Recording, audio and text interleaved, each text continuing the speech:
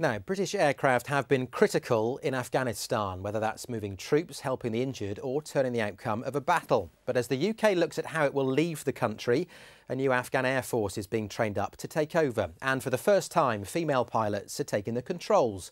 Toby Sadler went to Kabul to see how they're getting on. An RAF Hercules makes its approach into Kabul. The pilots use night vision goggles to pick out the landing lights in this challenging mountainous environment. It's the skills needed to fly such missions that are now being passed to the Afghans. They've had an Air Force since 1922, but until recently the aircraft they were flying hadn't developed beyond the Cold War. These Soviet-era Antonovs used to be the workhorse of the Afghan Air Force, but the pilots who flew them wouldn't go out at night, they wouldn't go up in bad weather, and to navigate they used the roads of Afghanistan.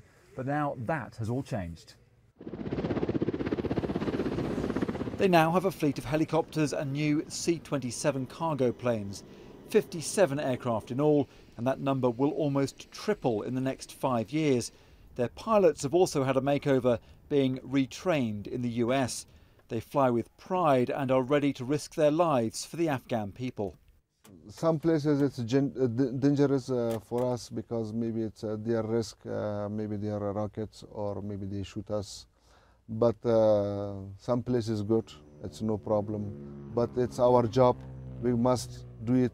Until now they didn't shoot us. I think God bless us.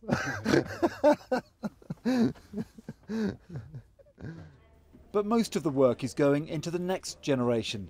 These trainee pilots are the future, and for the first time some of the recruits are women. They're living in an English immersion centre called the Thunder Lab. On hand, 2 young RAF pilots to help them. English is the international language of aviation, so is pretty key for pilots in particular. 6 months in here studying and speaking the language can cut up to a year off their training once they go to the US. That's a saving of £60,000 per student. But it's not just the studying which is difficult. It's very hard to be the first woman, especially in a military place. But it's okay because we like it. Really, I like it, and I want to follow, to continue it, and I want the other girls and women to follow us. Of course, an Air Force needs more than just pilots. Group Captain Adrian Hill is second in command of this US-led programme and says it's a challenge finding the right people. It's not only the quantity of people we need, it's the quality of people as well. The various challenges in building the Afghan Air Force, someone likened it once to trying to build an aeroplane whilst the aeroplane's in flight and whilst it's being fired at. So it's quite a challenge to do that. America's spending as much as $4 billion creating what they call the new Eagles of Afghanistan.